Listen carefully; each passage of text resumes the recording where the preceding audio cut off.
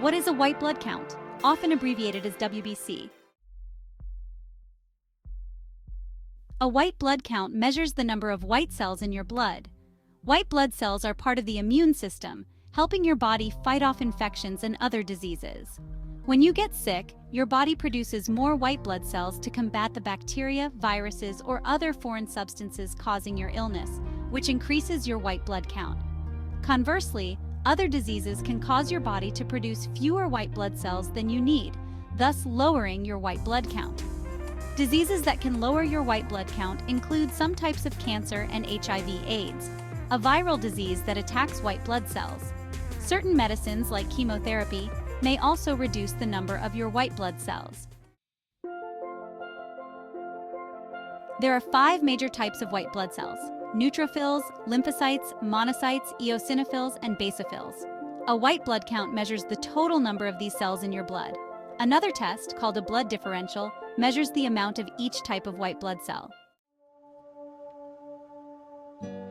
What is it used for? A white blood count is most often used to help diagnose disorders related to having a high white blood cell count or low white blood cell count.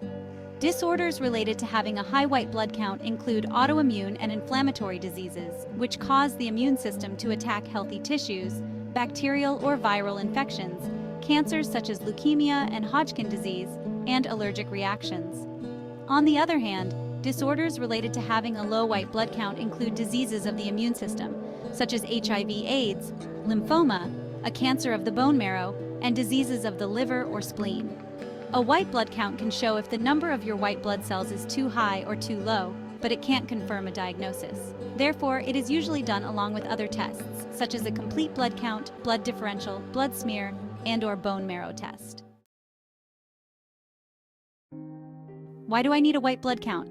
Well, you may need this test if you have signs of an infection, inflammation, or an autoimmune disease. Symptoms of infection can include fever, chills, body aches, and headaches. Symptoms of inflammation and autoimmune diseases will vary depending on the area of inflammation and the specific type of disease. You may also need this test if you have a disease that weakens your immune system, or if you are taking medicine that lowers your immune response. If the test shows your white blood count is getting too low, your provider may be able to adjust your treatment. It's also common for your newborn or older child to be tested as part of a routine screening, or if they show symptoms of a white blood cell disorder. Will I need to do anything to prepare for the test?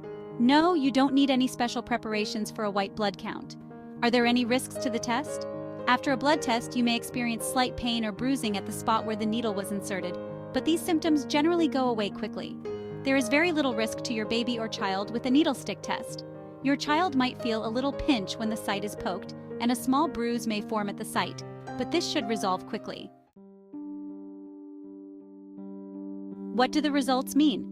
A high white blood count could indicate one of several conditions: a bacterial or viral infection, an inflammatory disease such as rheumatoid arthritis, an allergy, leukemia, or Hodgkin disease, or tissue damage from a burn injury or surgery.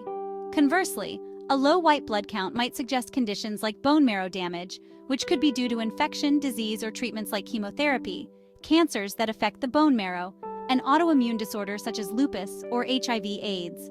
If you are already being treated for a white blood cell disorder, your results may indicate whether your treatment is working or if your condition has improved.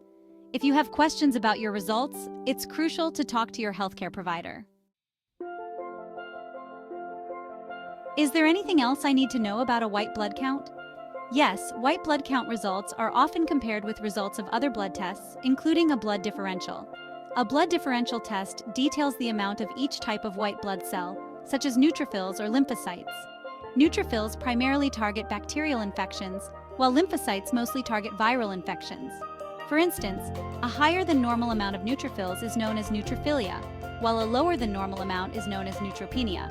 Similarly, a higher than normal amount of lymphocytes is called lymphocytosis, and a lower normal amount is termed lymphopenia.